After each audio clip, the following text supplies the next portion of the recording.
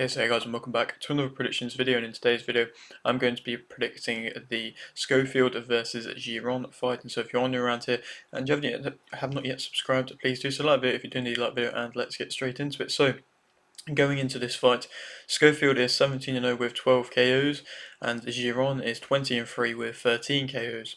This fight is a 12-round fight in the lightweight division. Schofield's last fight was a win via disqualification in round 5 versus Suero, and Giron's last fight was a win via stoppage in round 7 versus Dilmarjani. This is in Schofield's home country of America. Giron's losses have come versus Romero in 2023, Cabrera in 2022, and Ruizera in 2019. And to speak a bit more about what I've just been saying, like I mentioned, this a 12-round fight, and it's another fight in which it is a step up for Schofield, and realistically, it is a bit of a step up for, well, it's a big step up for Giron in my opinion. I mean, he has been around, like I mentioned, and has fought some top guys. I mean, Romero, Cabrera, they were two tough guys, and he managed to, of course, not be able to get the win, but he's fought other guys like Fanyan. That was a quite good win for him, and other guys as well that he's been able to have success with. And so he's mixed it around with some relatively top level guys, and when he was coming up, he was really kind of wanted to, he was pushed and he was kind of wanted to do well, and people were rooting for him and everything. And as a young guy, when he was coming up, I think he was like 20, he was really kind of progressing well, and you know, took fights which perhaps he didn't need to take, and I respect him for doing that. But now he's in with a tough test in Schofield. I mean, Schofield is, not to sound cringe or anything, he is Golden Boy's Golden Boy. I mean, realistically, when you look at the Golden Boy roster at the moment, there isn't many huge names available. I mean, somebody like a Schofield is this guy who's really bringing this entertainment and creating hype fast, and I think with his style in which he possesses, it's an excellent style to get the fans on board. It's a fan-friendly style, and he's going to be coming into this, I'm sure, again, gunning for another knockout. And like I say, with Golden Boy's roster at the moment, you want these entertaining styles. You need these entertaining styles, because if you look at the other names in which they've got, I mean, Ortiz Jr., of course, is a great name to have, and he's kind of projected onto huge things. William Zepeda as well, another great name to have. But when you look kind of outside of that, I mean, Zerda Ramirez is a good name as well. When you look outside of that a bit, it becomes a bit weaker. I mean, Ryan Garcia, obviously, we don't really have a clue what's going on with him. Then, who else are you really looking at there? I mean, Alexis Rocha has had defeats at a high level already, and they're trying to rebuild him back.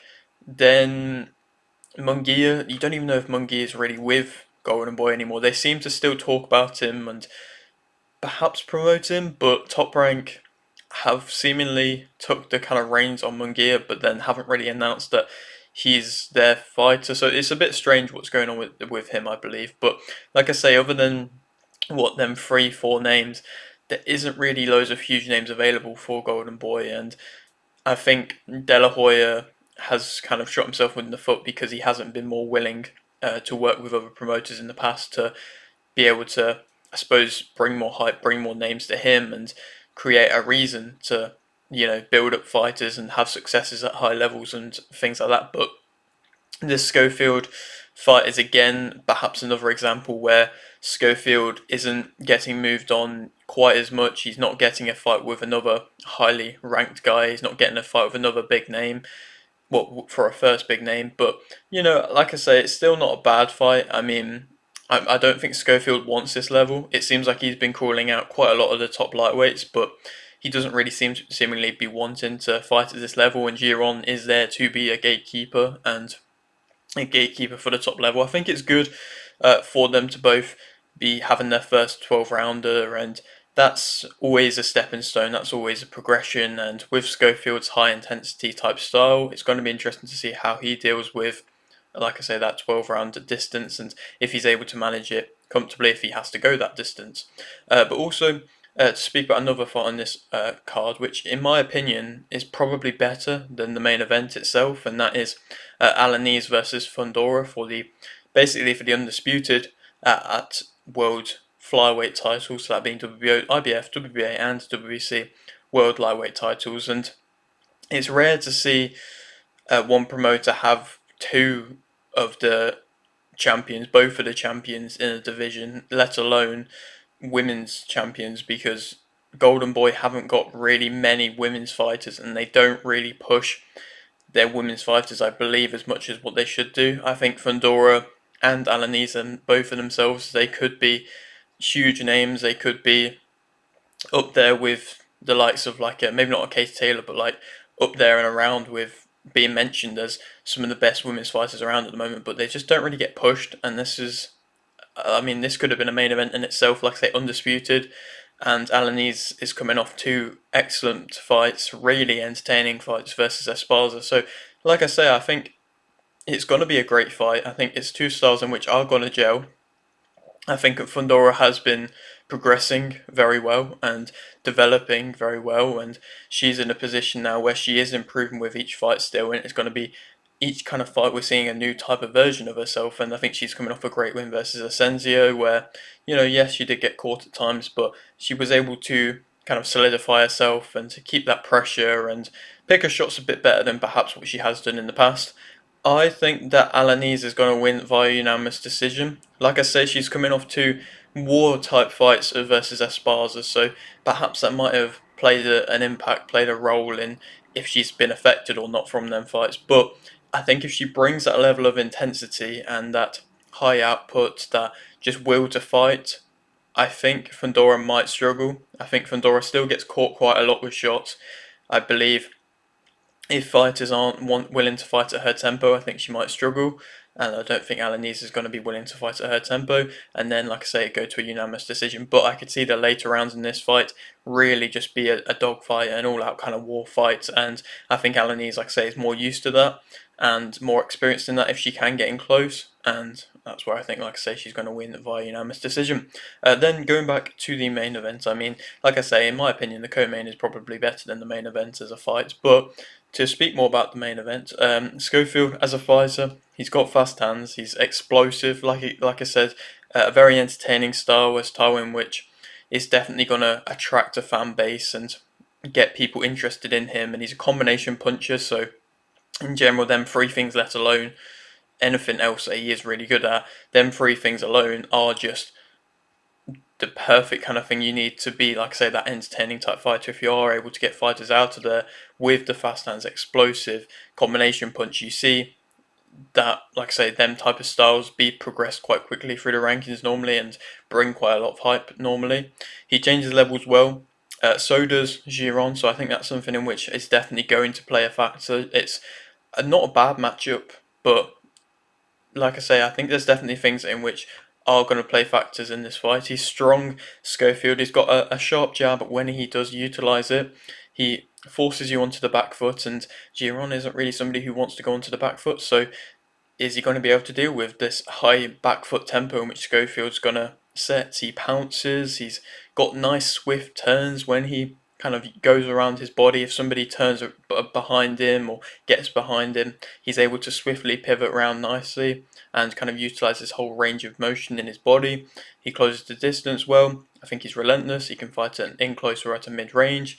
He is imposing of his size. He turns into his shots well. He's an angle puncher a lot of the time, and he's got a high work rate where he is able to continuously fight at a high tempo and at a high pace. And of course, like I said, it's going to be interesting to see if he can still match that level fighting for that first 12 round distance. But it's the same as Giron as well, so I think it's a nice matchup in that aspect where they are both at a similar stage in the fact that they haven't fought 12 round fights yet.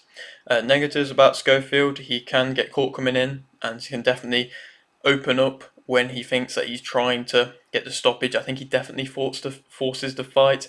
I think he can walk onto shots by doing that. He can be overly aggressive, and I think that's something in which defensive wise he does have to kind of improve on, and in that discipline wise he does have to improve on. And it's something which, with himself still being a young fighter, I'm sure it's going to come with time, but it's not too good sin. It could catch him out at some point.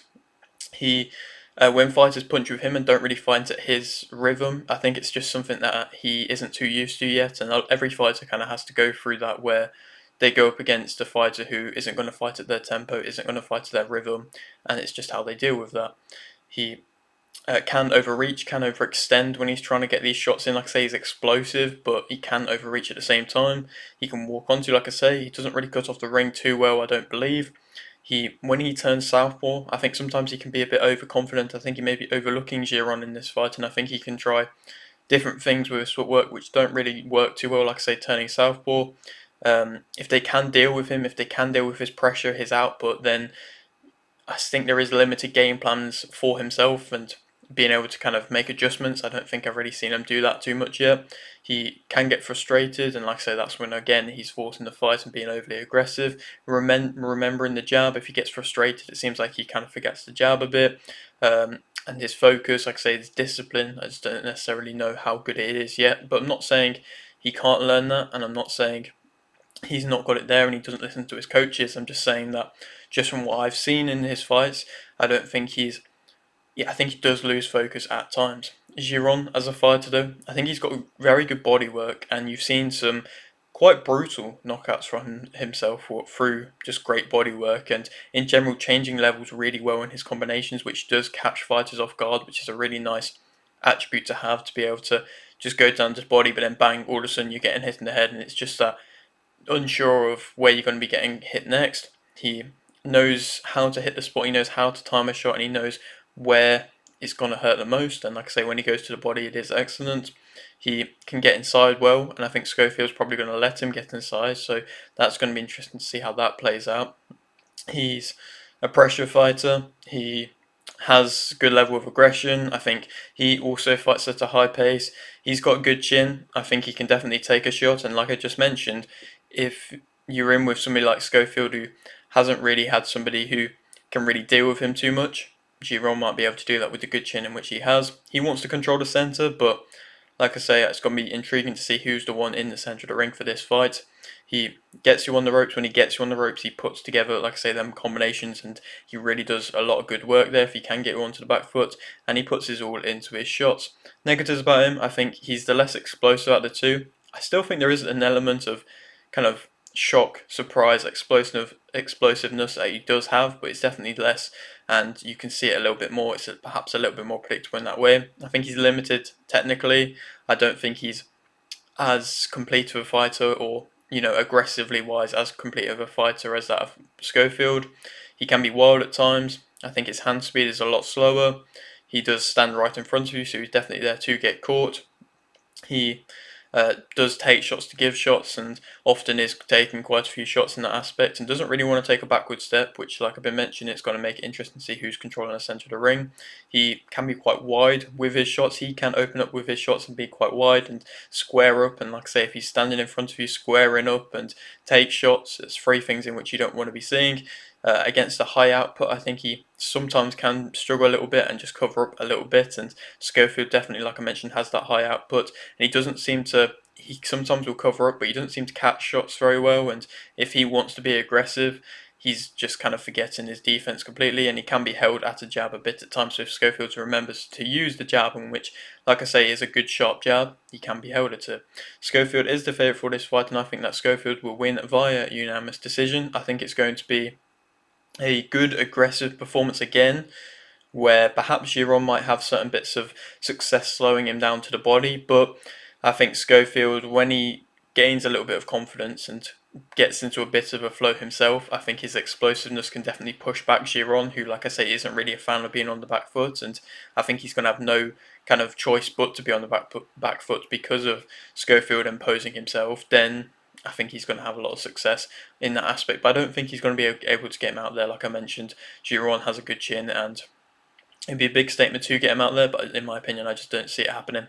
Then who he could go on to fight next? It's interesting because, he was meant to fight Silva, I believe, and then Silva fought Bardi instead because I think Schofield pulled out for an injury. So then Silva, of course, got knocked out badly. So it seems that they're going to probably make Silva versus Bardi again, just to keep, to get Schofield back into the big kind of scene and in and around it again. So that seems like that's kind of slowed down a little bit, and I don't necessarily know what's happening with that. So other fights available, it's interesting because there is loads of great names available in the lightweight division. I just don't see him necessarily getting the title shot next. So something like a Cambosis Jr., I really wouldn't mind that matchup, to be honest. I think that can give him a bit of a test. Cambosis is coming off defeats, but he's coming off world level defeats against some of the best, and I just wouldn't necessarily like to see Cambosis in with another world champion again. So perhaps that could be a fight that makes sense.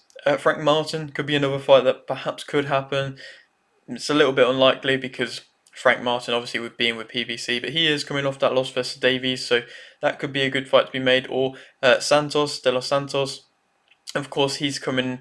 I believe he might have had a fight after the loss versus Stevenson, but even then, he's still quite a highly ranked fighter, and that could be a good step up. And like I say, I think after this fight, I would like to see him with a name in which is a bit of a recognisable name, and that's what I would like to see. But yeah, that is it for today's video. Hope you did enjoy. Like the video if you didn't, like the video, subscribe if you are new, and thanks for watching.